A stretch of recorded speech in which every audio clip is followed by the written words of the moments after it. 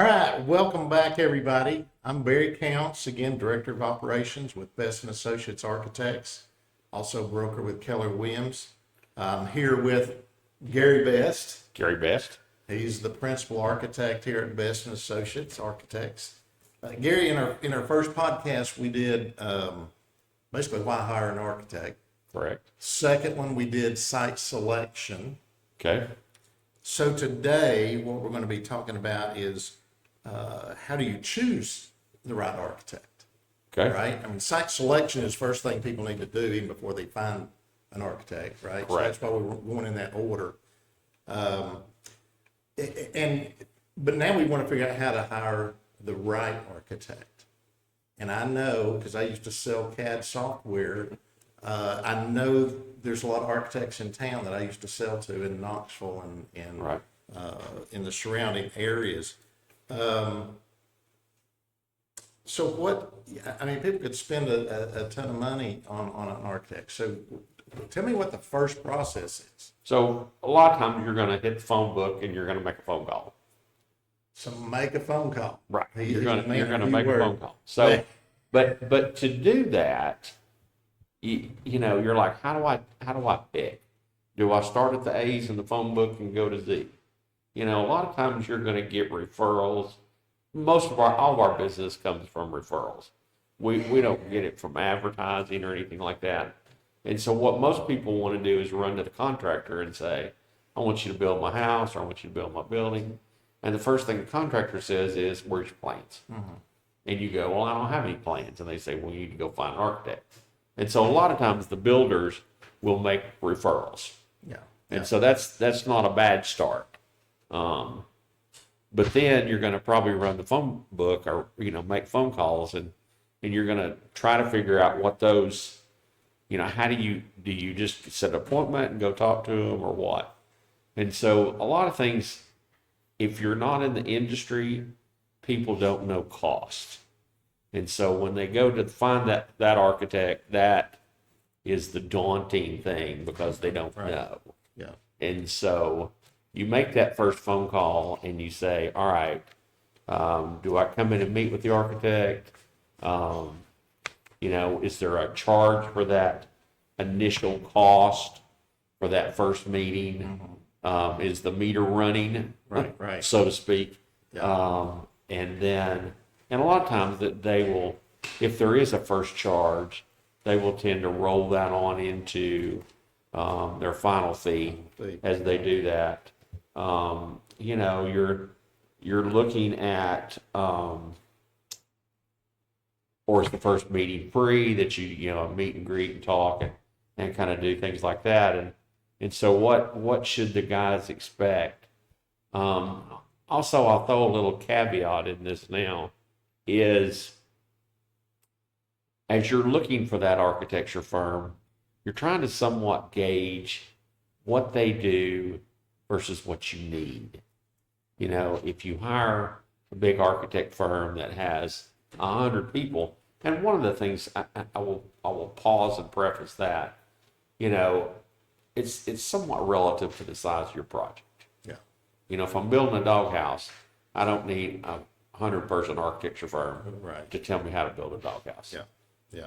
In the same token, you know, are you interviewing somebody that you're going to sit at their dining room table and have a conversation because they work out of their basement or an office in it? You know, that doesn't make that person less professional. It's just they're not as big and can't offer, you know, quite as much as a firm does. But it's all going to start with a phone call. So from the real estate standpoint, when I'm working with a buyer or seller and it's time for the home inspection or a lender or a title company or a surveyor, they may not know who to call. So I'll typically give them a list of 2 to 3 of each category and say, hey, call them, interview them. Sure. You know, make a first call. Again, ask, is there a charge for the first call, first visit? Find out some information before you actually go and meet with those people. So it basically, like you said, is going to start with a phone call. And so, and I'll shut up in a second, but then that's all right. Go right ahead. But then they're going to come in and have a meeting if they eventually decide that that's who they want to talk to. But they probably need to still know a little bit more about you, which is Sure. what you're talking about. Are they a one-man show? Are they a large firm that's going to offer, multiple services of civil or structural or Correct. mechanical? Correct. They need to know if they're going to have to swipe a credit card or you're going to invoice them to get started. We like them to swipe the credit card. Absolutely. So in that first phone call also, they're trying to get the information. Is there a charge for the first visit? Correct. And then they're also trying to find out what services does that firm provide. And so in your case, you're not just a one-man show. Correct. So talk a little bit about what So- you offer besides just the architectural side. An architecture firm, there are many services. There's the architecture side, which is basically the design of the building, whether it be a home or whatever. And then you also have structural engineering, you have mechanical engineering, mechanical being, heat and air and plumbing. You got electrical engineering, you got civil engineering, which is the site work, interior design. So there's a lot of caveats to that. And so it's relative to, as we interview people, what do people need? What are they looking for? And so, but the first part of that is the architecture. And it's that first person that you're going to meet. And is that a large firm that you're going to, work with that principal? A small firm, you're going to meet the guy and that's who you're going to work with. Right. The larger firms, you may meet that guy and then you may meet another person that you're going to work with. And so meeting and getting to that first person is pretty huge. Yeah. So architecture is about sculpting and understanding space. When I was in college, that was a funny thing. The professors kept talking about space, space, space. And I was like, y'all smoke too much crack. And so finally, my third year, I was sketching one day and a professor walked by my desk and he made the most profound statement to me that really changed the course of my career. And so he said, and this was kind of funny, he goes, how tall is that line? Mhm. And I kind of sat there for a minute and I was like, how tall is the line? Right. Right. So suddenly I got to thinking, it's not a line, it's a wall, or is it a window? And Right, so then you right. start talking about architecture and you say someone that understands space. So some will say, I want to hire this architect because I like the style of houses that he does. And that can be true. But if you find an architect that does one style of house all the time, that better be what you want, because that's what you're going to get. I see it as the architect, as myself, as an artist who has a paintbrush, and my painting is materials. Yeah. When I stroke the pencil across a piece of paper, it's not a line, it's a wall. And does that wall have sheetrock on it? Or does it have shingles on it? Right. Or what does it have? So you're looking for that person that understands not just the spaces and the relationships of those spaces, but can compose what's in your head to meet you. Right. I tell another quick story. It's really not a story as much as an understanding. Kids are uninhibited by things and influences of the world. Yeah. And so when you're a little kid, you're looking for kid spaces because they live in an adult world. Mm-hmm. And so you'll find kids that want to build a tree house in the tree, or they'll find a little clubhouse and they don't build it as tall as your house because they're kids. Yeah. They don't need that. And so understanding, that I don't want a basketball court for my living room because I want to curl up on the couch in Right. front of the fire, and so you're looking for that person that understands those relationships of space. Right. Well, let me, on that note, let me go back just real quick on the, because it depends on what they're looking for. Are they wanting a custom home for themselves to live in? Correct. Are they wanting a custom, say, cabin log home up in Gatlinburg or Pigeon Forge that they're gonna rent out? Or are they gonna do a restaurant or a hotel? I know most of this has been geared more towards residential, so we'll kind of Correct. keep it there. But even a log home, once you get up to so many bedrooms, then starts requiring mechanical and electrical and things like that. So the fact that you have that in-house, you get to control that, so to speak. Absolutely. Versus a one-man architectural firm that may have to farm out the mechanical, farm out the electrical, or the civil. Those can start getting into a finger pointing contest. Well, and you get, like in Right. here, I can roll up and we can sit right here and have conversations with all those Yeah. Yeah. at the same time. Advantage to having a firm that everybody's here. Exactly. All That's- in-house. That's an exception rather than the rule. Yeah. You won't find that very often in architecture firms. They're typically architects, Yeah. where we've got the whole shooting match. You also want to look at an architect that is used to sizing your project or has done that before. Right. Who's doing a 28 bedroom cabin, Right. which we're doing, Yeah. or something like that.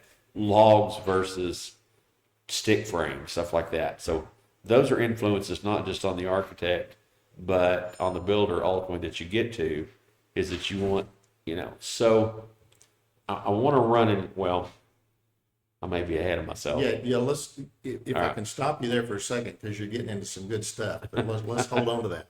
So the next thing that they probably need to understand, and you touched on it, so I want to go there, is understanding the architectural design process. Okay.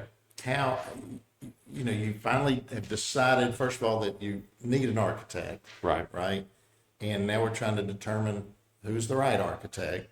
And so one of the things that they want to know to try to choose that is, what are their processes? What is Okay. that architect's processes? So one of the things that we do, and this is typical, whether it's a house or a hotel or whatever, is a lot of times we have to figure out what the question is to know the answer. So we call that a lot of times programming. Okay. And so as we tell our clients, give us a grocery list. Tell me what you're looking for. Are you wanting 12 bedrooms and 16 bathrooms and 3 kitchens? And, we want to know that stuff. And so, and most people know that, they want to build a 3-bedroom house or whatever. They want to build a 100-room hotel or a manufacturing plant or whatever. So programming's front end. Got to figure out what we want before we even start. Yeah. As we talked about earlier, got to have the site. Site's very important because we got to know that we're going to take our program and we're going to put it on the site. And it needs to fit the site and not fight the site, Right. as we talked about in that one. Once we kind of get that, then we're starting to begin to put the plan together. So we go into what's called a schematic phase, and that's those early sketches of this is the floor plan, this is where the rooms are, this is kind of like a big bubble diagram so that you get relationships of rooms, that you don't end up putting the kitchen on the opposite end from the garage, that you got to carry the groceries a mile. It's those little subtle things Right. that you work through. Once you kind of get that schematic phase, which is floor plans and elevations, kind of get that gelled. One of the things that we like to do there, I'll put in this as an aside, we like to get to this step, and this is going to pop into one of the other ones, is we like to stop then, go out and talk to our contractors that they've talked to, or at least some, and let them give us some preliminary pricing. Right. So we'll get into that more in a minute, but that's where we then once that schematic phase looks good, then we start into what's called design development. And that's where we begin to kind of work the nuts and bolts out. We're thinking of heat and air. We're thinking, where does that return grill go? Where does the heat and air unit go? Where's the water heater go? Got to have spaces for all those. Yeah. And then once that kind of gets gelled, then you work into the meat of the work, which is the chunk of it, which is called working drawings. Okay. Which is the final drawings that you're going to give to a building official and you're going to give the builder to build. Okay. And so that's the design develop, or that's the working drawing phase. Once those all get done, you're ready to go for a permit, but you're also ready to bid. And so if you've not chosen a contractor and you're going to throw that out for bid, you throw those documents out there, let the guys price it. They're going to come back. You're going to then have a conversation with your architect and stuff and work through, who's got the best bid. Always the low bid's not the best. Right. It's the one that's left the most out, not necessarily the cheapest. The one that's most expensive is the one that hasn't forgotten anything. And he's absolutely thrown everything in there. Yeah. So you kind of got to work through that. Then we get into, based on the size of the project, construction administration. Now that's where we're kind of working with the builder throughout the construction. You may have a firm may have a project manager that runs out to that. We get into that a little more in commercial than we do residential. Okay. And the reason we do that is cost. Is most clients, aren't willing to pay for that level of service because it takes. We have a project manager on staff, and he stays busy. Oh yeah. 40 hours a week, Absolutely. and that's commercial. If he did our houses, we'd never see him. Right. Because he'd be running around the houses all the time. Yeah. So that's kind of your basic different phases of the project. Then you begin to look at what the firm does in terms of drawing. Now, my pencil and T-square are still over in the corner. I was going to say, do you have these slanted drafting tables? Oh, that have absolutely. The green Yeah. stuff That's- on it, and the T-square and triangle. And, I have fond memories. yeah, I do too. Of I do doing that. too. I really, when I started this business, we were on what we call on the boards. Yeah. And I miss that. Yeah. Oh yeah. I miss that a lot. So, but unfortunately, no. We're in a computer world now, and so, there's software. We use AutoCAD. We have Revit, and all those are relative to ultimate output. Yeah. AutoCAD is the industry standard. It's what we produce the majority of our drawings with. Yeah. Revit's nice. It's 3D modeling. Gives you the opportunity to see things three-dimensional. It's much more time consuming Yeah. to get in the computer and that. And so therefore, if we're playing in that world, then the client's got to, pay a little extra. Yeah. In this AI world we're getting into, it's playing a little more with us and helping us in some 3D stuff. And so for those clients, because majority of people look at a piece of paper Yeah, and it's flat. they It's can't lines visualize. on a piece Yeah. of paper. Yeah. And so they can't grasp that third dimension, like I said a minute ago. How tall is that line? Right. Right. Because they see lines on those paper. Yeah. And they're lines. Yeah. Yeah. They're not walls. Exactly. And so, the type of software that they use, and again, in a lot of cases, that's also indicative to what they're charging. Yeah. In the cost world. Yeah. Exactly. So, Exactly. Well, so in the real estate world, everybody wants to know a timeline because lots of times the buying process can take quite some time. I mean, if we're showing Right. either multiple pieces of land or multiple homes, that can take quite a while. And then even after you got a contract, it takes time to then get to the closing. So I'm sure you hear that a lot, and I'm sitting around this table with you a lot, so I know you do. So how long is this process going to take from when they decide they're going to do this one to when you're done with all those drawings? So there's a lot of factors in that, and and I almost hate to answer that because it can be everything from 3 or 4 weeks to 3 or 4 years. And you said, oh my gosh, it would take that long. Part of that's the client. Yeah, yeah, You know, how fast, how quick are they willing to move? right. You know, and so we've got some right now that are on vacation. Yeah, And so we've got drawings done, we're ready to talk to them, but they're not in town.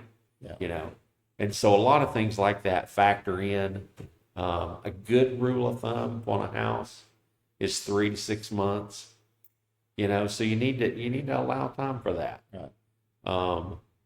Because it's not like you're going to buy the land and run in and say, hey, here's a set of, you know, I need a set of drawings now, and we're going to stick a shovel in the ground in a couple of weeks. Right. Because the only person that can do that is my sister, Yeah. who beats me up Yeah, to yeah, do yeah. those kind of Yeah, things. exactly. Exactly. So, yeah, she calls me and says, I'm going to the bank 2 days. And then I have to whip a house out for her Exactly. in 2 days. So, Which anyway, you have done. I've done. So another thing that the client should know when they're looking for the architect is their experience. I mean, Right. because not all architects specialize in the same kind of project. Some may only do residential homes. Correct. Some may only do commercial. Some may just do schools. Right. I mean, so it's some people just very much specialize, and then others do more of a broad spectrum. So, why is that important to know when a client's looking to choose an architect? So, if I only do schools and I want you to design me a house, then my house might look like a school. Exactly. There might be a ruler over in the corner of my bedroom. Exactly. So somebody can smack me on the leg when I do something wrong. Exactly. But, you know, so you really want somebody that's used to playing in the world, you know? And so part of that, we always like, we're the weird architecture firm that we're contractor friendly. Yeah. So you will hit contractors and they'll say, you need to go see Gary. Yeah. And the reason they do that is they know we know how to build. Yeah. So there are some out there, architects and designers, that can draw you really pretty pictures, but they don't have a clue how to put them together. And so we used to have a structural engineer that worked for us, and even I had some framers that would call me and say, hey, I've got so-and-so plans, and I'd say, okay, when are you going to come see me? Because every time this person drew the plans, you couldn't build it. Right. And so the framers immediately would call me and say, tell me how to do this, you know? Yeah. And so comfort level with builders, and that's a good place to go talk. You know, you look and you say, well, I want to talk to a homeowner as a reference. You really want to talk to a builder, because the builder's the one that's going to build off those drawings, not the homeowner. Homeowner's going to get the end result. And that's probably going to be our next podcast, Probably is how to choose how to choose a contractor. the right We contractor. might bring a contractor in on that conversation. So So, let me just throw something out there. So some people would say, well, I want just an architect that all he does is residential. Because if they're doing hotels and restaurants and recreation and all this stuff, they're just like a shotgun. But I'll go ahead and answer my own question, then I'll let you also. okay, My thinking is, I know you're doing some custom cabins in Gatlinburg, which is residential, but they're going to use it on a rental program. right. And in those cabins, you put putt-putt courses around the cabin, you put pickleball courts up on the roof. You've done things like that, and swimming pools, that you've got the knowledge from these other maybe commercial type projects. Right. And the fact that you did those, you've incorporated those now into a residential setting. So to me, the fact that you are pretty broad in your project experience, to me, brings a vast knowledge to the table. It is, and that's kind of why we've done what we've done. Because the commercial side, sometimes you say, well, that's not residential. But if you look at the glass wall that's behind us, is really not very residential. Yeah. But everybody that walks in this conference room goes, I want one. Yeah. You know, because they look at the mountains or the views, because we're in East Tennessee. You know, when you got mountain views and lake views that you paid a lot of money for those lots, the last thing you want to do is build solid walls. So we like kind of the ability that we play in a broad spectrum. Now, I will qualify that just a little bit to say the success of a project a lot of times is as much the client as it is the architect. Because the relative part is how much will you let them do? How much do you collar that client and say, this is what I want? You know, people's experience, most of the time, a lot of people want to design their own houses. And they say, well, I don't need somebody to help me. And I'm like, okay, that's fine. Then that's what you're going to get. Yeah. But if you've got a good architect, then he's going to broaden your horizons. Yeah. Because what people design is based on what they've lived in, what they've experienced. The architect has done, like us, we've done hundreds of houses. Yeah. And as I tell everybody, what's funny is most of the stuff that people's thought of, we've done it and messed it up 2 or 3 times and figured out that that wasn't a good decision. Right. And so the broad spectrum of things we do, I think, gives us the ability to step outside this, what we call the proverbial sandbox, that we're not in the same sandbox. We're not, all of our houses don't look the same, Right. you know, because we're playing with different styles. We're playing with styles that our client wants. If they have a specific one, then we, you know, we tailor to that. Right. Right. But you got to find somebody that, I saw some stuff the other day that a firm had done. And it's like all their houses look the same. Yeah. And it was like, okay, if you like that house, that's a good person to go to. Yeah. Because you know for sure that's what they're going to do. Exactly. But if you want something that's a little different or more traditional or, you know, kind of how it is, then, you know, that's where you're looking to hire. Well, still under the heading of experience, touch on sustainable design, Okay. current building codes, and continuing education. So one of the buzzwords out there, and has been for a little while, is sustainable design. And so we got into an era for a while where we wanted to be green, you know, not painting the houses green. Yeah. We did a few greenhouses, but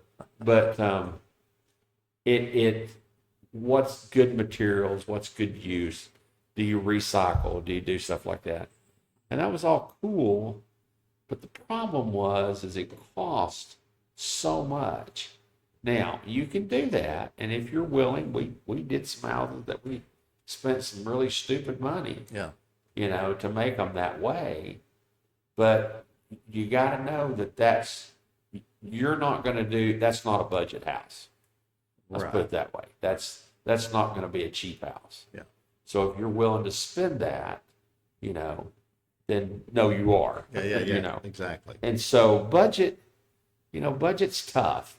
Yeah, we're gonna get the budget. So Okay. don't get too far ahead. All right. Current building codes and So current building, you know, we go through this cycle every little bit. We're doing it right now. Building codes come out every 3 years. Yeah. But cities don't jump every 3 years. Yeah. And so right now, most of the building people have been up on like 2018, and you know that 2024 is out. Yeah. And so the guys are making a huge leap from 2018 to 2024 in the Yeah. codes. And so knowing those, knowing the changes, not usually huge changes. One of the ones that just happened in East Tennessee was a structural load change. They increased snow load on us in this last code. We got to know that. Yeah. I was talking to a buddy of mine that builds trusses, and he was like, man, I've had to go back and recalculate my trusses because the new snow load hit me. Right. There's energy code in there. And that's one of the things that a lot of people miss is there's an energy code that you have to design the building. You know, the walls have got to have a certain R value. The roof has got to have a certain R value. And you got to know those things to know how to build that. And so, you know, the other thing I will sidestep just a little bit with that. Hiring an architect of where you are versus maybe where you're coming from makes a huge difference with that. And so to know if I'm designing, I did a house in Texas a few years ago, and it was like, didn't really know how they do it out there. Yeah. You know, because they build different than we do. Right. And I remember sitting here around this table, and the people were coming from Florida. They were building a house here. So Right. you were designing it according to the codes and all that here.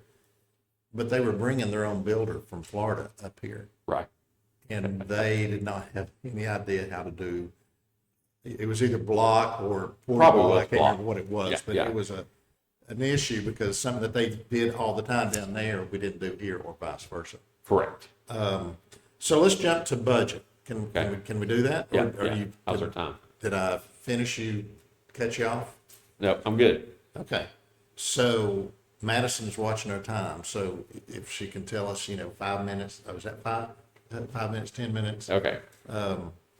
So designing with a budget. So a client would want to know if they're going to hire you and their budget's $800,000, that you're not going to design a house that's going to cost them $1 million. Correct. So kind of, again, a budget from a real estate standpoint, and I keep going back to that because that's my experience. Right. But the very first question almost that I'm asking them after we get all through the pleasantries and all that is what's your budget? Right. Because that defines my search criteria. So I So- assume it's the same. So I'll qualify that just a little bit, because one of the things that we all use is a square foot price. I'll say the houses are renting for $300 a foot or whatever. So I caution everybody to think about that and ask more questions, because people come up with a square foot number in a lot of different ways. Yes. Yeah. And so the square foot number only means something to the person that created it, because they know what portion of the house that they divided that total budget. Yeah. So that's how we all work. And so the consciousness of your architect to know market value for the type of house that you're building, and in knowing the ability to adjust that. Like I used to be an estimator for a general contractor, and so that gives us a little bit of insight. And so the one thing I can do when I look at my square foot number, I can multiply that times the house, but I can say, hey, this house has a 4-car garage and not a 2. And so I know how to adjust that. Or it has a full basement that's unfinished. Well, that's not free. So you've got to know that, because at the front end, the client's going to give you that budget. And they're going to say, I got $1, little rascal. You just say, got $1. Well, if you got $1, that's all you got. You don't have $1.25. You got just $1. Got $1. So you got to hit that. And that's pretty huge. Yeah. So your architect should be able to guide, based on previous projects he's done, what's in the marketplace at that time. And you'll help them with material choices, which that makes a difference in the cost, right? In whatever, just keeping them in a realistic Correct. world based on their budget. But they're also their own worst enemy. Yeah, I understand. There's so many times we sit and we fight to keep a house in budget, and then they go to the contractor, and I talked to the contractor later, and I said, man, that we just worked us over good to try to stay at $500,000. Yeah. And I said, what'd they spend on that house? And he goes, $750,000. And I'm like, what the heck? Yeah. And he's like, oh, well, yeah, they put Italian marble in the bathroom. Oh, yeah. They start doing all that stuff like that. And so most of the times you're your own worst enemy as a client. Yeah. Yeah. And we'll touch on that here in a second, getting into this next part, because if the client's making changes to their initial estimate of their construction cost, if they start going to granite versus whatever, that's going to bump the price. Same thing when they start making changes here, but let's don't get to it yet because it's in this section. So we're dealing with the contract. which some people I like the word agreement, seems a little bit nicer than contract. I think you call it a proposal here. Sure. So basically, we're talking about the paperwork, Right. which is never the exciting part, but it's part of Well, the process. And- So do you want to talk about the Yeah. paperwork, an AI contract or So- proposal or whatever it may be? Let's do that real quick because we're running long. Multiple contracts that you can do in architect. A lot of them will talk about an AIA contract, which AIA is American Institute of Architects. And so they generate paperwork for the entire industry, contractors as well as architects. Yeah. And so that's certainly a legitimate contract. It's been attorney proofed, and all that kind of stuff. It's basically your agreement between you and the architect. And as I tell everybody, good contracts are like good fences. They make good neighbors. Yes. Yeah. And so if you got a good fence, you got a good neighbor. Yeah. So you need to work that out. Know that architects are going to charge in multiple different ways. Some will charge by a percentage of the construction cost. Some will charge by a flat fee, and some will do by an hourly rate. And so, percentage of construction cost, you're not going to know that until the project's done. Yeah. A little bit of difficulty with that. If you've got good taste and you get expensive stuff, project goes up, architects makes more money. That's the same way with a contractor. Fixed fees, cool. You know what you're going to pay on the front end. Architect knows what he's going to make. That's how we work. Yeah. Hourly, is cool for the architect because, the longer that you run, he can, I don't want to pick on another profession like an attorney, but, when you make a phone call, the meter's running. Correct. And so that's difficult. So you want to clarify that with the architect. Absolutely. If there's changes made, are you going to charge for the changes? If there's certainly after the design phase, and now we're in the construction phase, and they Right. decide they need to make a change. They're going to add a swimming pool that you didn't know about. Right. So they just need to understand that. So we're trying to, we don't want to rush through it, but we want to hit these others, kind of hit the highlights. Okay. And if we need to, we can come back later. But communication, yeah, again, I know in the real estate world, communication is huge. Sure. And so we try to establish with our clients, how do you want to be communicated with, and what they should expect, or what do they want? Do they want an email, a text, a phone call, a meeting? Right. And what's the frequency of those? So similar here. So quickly, yeah, that, we like emails because you can send them whenever you want to, and I can answer whenever I want to. Yeah. There are some things in relationships like this that you just want to face to face. Yeah. Yeah. There's times that I want to sit across the desk. Today in a world that we didn't have yesterday is, Zoom meetings and stuff like that. So I can be in Timbuktu and we can have a face-to-face meeting. Yeah. Yeah. So, those are certainly possibilities. Zoom meetings are cool because you can pull up drawings and and that Zoom is a term. That can be, there's a lot of different formats out there, but that type of thing. So do you want to hit on just real quick what value the architect really brings? Some people may just see that as an expense, and some people may consider it not a necessary expense. So you want to touch on that? Yeah. So as we talked early in our first podcast, and I tell our clients, it's like, I can save you our fee no matter what I charge you. Right. And you go, that's insane. And I'm like, no, it's not. I said, there's from problems in construction, from well-designed buildings that foundations don't cost you more than they have to. The architect, and you think, I giggle, this is the most money that we spend on anything in our life. Yeah. Yeah. And people want to do it themselves. And I'm like, why would you not get help? Yeah. Did you build your car? Right. Or did you let Ford or Toyota build it? Yeah. You didn't build your car, and it didn't cost near what your house does. Yeah. And so it's like, go to the professionals. Yeah. You know, that's who, we do it every day. And so it is what you do. Yeah, exactly. So what about, do you think references are important? I think Should so. they look for references? To some extent.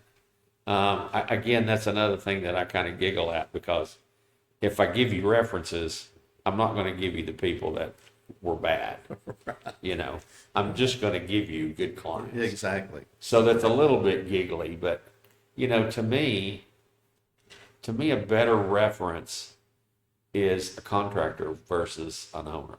Yeah. Because I can go to the contractor and I can go, how does it draw? One of the comments that we looked at was, people were like, you need to look at a set of their drawings. Well, the average person doesn't know what that looks like. Yeah. Yeah. They don't know if that's a good looking set of drawings or not. Yeah. I can make a very complicated set of drawings that nobody can build for us. Exactly. But if I talk to that builder, he's the one that's going to tell me that, does this guy build, does he draw buildable plans? Yes. That's the trick. Yeah. That's the trick. Which that's exactly right. That's very key.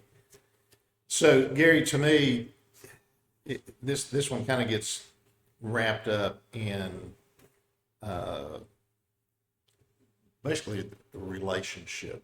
Again, in I keep going back to real estate world, but my clients typically become more than clients through the process, because I'm working with them sometimes months, sometimes years, and they become more like friends than they do clients. And you had a great display right down here on the 4th of July, where you invited all your clients. Well, some of them, not all of them. No, okay.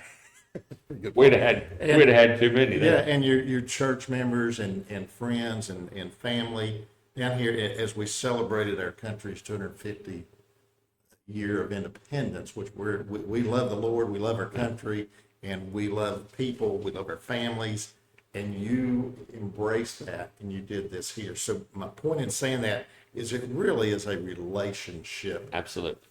You've got to know that you can trust them.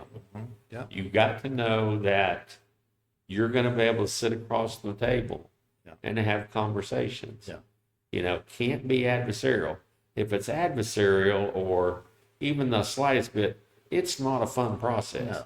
No. But this is fun. Yeah. I tell our people, I said, this is fun. Yeah. You're going to go out and stand on the floor when the framer gets that done, and you've never stood there before. Yeah, exactly. And that is so exciting. Yeah, exactly. And so you need somebody that you know that you can go up and hug, Yeah. and that that you've got a relationship that that you can pick them up and call them when you need them. So Exactly. So as we've talked about, somebody that you can trust, that you can, good communication, that listens to you, they're creative. You're the most creative person I've ever met. And they're compatible. To me, all those things all come together. I think you just got to find when they're looking, they got to find somebody that meets their goals, communicates well, listens to them, respects their budget, and knows that you're going to participate and be part of the team that guides them and the contractors to completion of that project. correct. Anything else you want to add as we wrap this up? I think we've done good. We've probably run a little long, but I apologize for that. But Well, anyway. and that's okay. We both have a tendency to like to talk, but obviously hiring the right architect can help them through the entire project and make it a much more enjoyable and less stressful. Yes. And it project. should be fun. And it should It be. should be it fun. Should be fun. Yeah. So Gary, thank you Thank you. for your time. Appreciate it. Thank you all out there for listening. And as we talked about earlier, I think our next episode is going to be how to choose the right builder for your project. That'd be great. Unless Gary decides to change that. So thank you all. Thank you. We'll see you next time. All right. See you.